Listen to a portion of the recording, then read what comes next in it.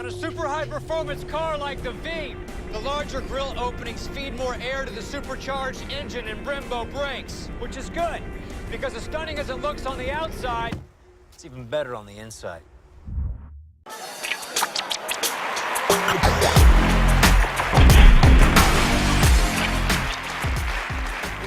What's up, Prize5 fans? I'm Brian Tong, and this is a battle between two of the baddest 4G LTE phones Verizon has to offer. It's a Prize5 punch-out between the Motorola Droid Razr Max and the Samsung Galaxy Nexus. Our judges for this fight are Senior Editor Brian Sings Like Tony Bennett, Senior Associate Editor Jessica Tennis Dolcourt, and myself, Ring-a-ling-a-ding-tong. Now we'll take all three judges' blind scores and average them out to the nearest 10th each round. The final prize fight score will be an average of all rounds using the same decimal system. It's 5 rumble and tumble rounds. First is design.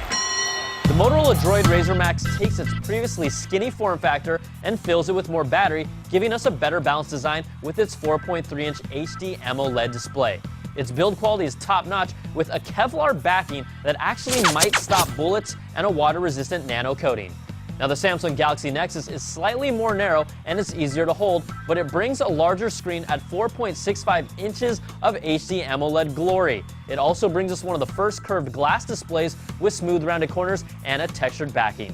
Now, I personally love its contour design, but the premium build of the Razr Max takes this round with a 4.7, and the Galaxy Nexus gets a 4.3. Next round is user interface and controls. It can't be any more different here. The Razr Max brings its best iteration of the Moto Blur interface with its social networking hooks. I'm a big fan of their lock screen with quick access to the camera or muting the sound, but this is still running on top of gingerbread with a vague promise of ice cream sandwich in the future, and it's holding it back. The Galaxy Nexus brings us the sweetest flavor of Android yet, and we love the clean look and feel of the ice cream sandwich UI. Settings within apps can be a little frustrating because they're in different places. You'll have the facial recognition unlocked if you're into yourself, which I am, and other bells and whistles like data usage tracking. I scream, you scream, we all scream for ice cream, and it's the difference maker here. The Galaxy Nexus gets a perfect 5, and the Razr Max gets a 4. So after averaging 2 rounds, Samsung leads by 0.3 of a point. Next round is features. These phones are feature-packed freaks of nature with dual-core processors and 4G LTE connectivity, but the Motorola Razr Max stands out with its 16 gigs of internal storage and an expansion slot supporting up to 32 gigs. It brings an HDMI out port, Bluetooth 4.0 support, and web-top functionality. Plus, on the software side, its smart actions that changes aspects of your phone depending on what you're doing are unique and useful. Now, the Galaxy Nexus brings us a sharper screen that really can't be beat, and 32 gigs of internal storage is a hefty amount, but there's no expansion options.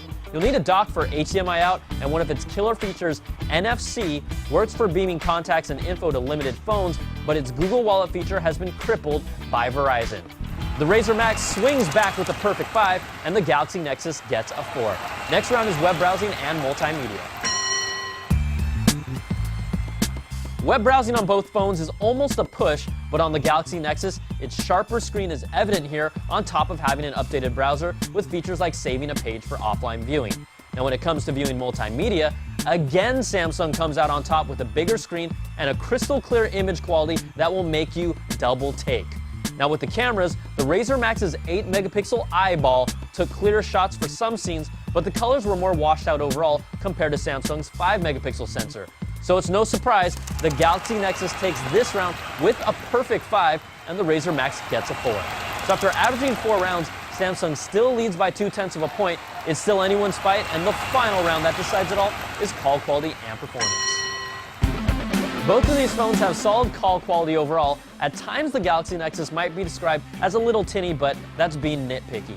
Now, the Droid Razr Max's battery life is its claim to fame, and it delivered with 20-plus hours of talk time in our cnet tests. It's the best of any 4G LTE phone on the market that will last you from the morning, through your lunchtime break, all the way through dinner, and when you wake back up. It's amazing. And if you want to watch a movie, our tests at 50% screen brightness lasted 19 hours and 47 minutes straight. That's just plain dirty. The Razr Max delivers in the final round with a perfect 5, and the Galaxy Nexus gets a 4. So let's average out all 5 rounds, and in a prize fight where the Galaxy Nexus took a lead early, the Razr Max fought back in the final round, and we end up tied at 4.5 points apiece. But you know, we're here to find a winner, and we go to the hundredths of a point where the Motorola Droid Razr Max takes this battle 4.54 to 4.46 and is your prize fight winner.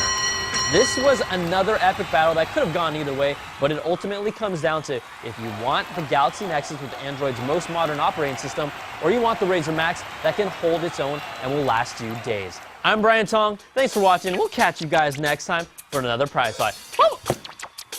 What's this?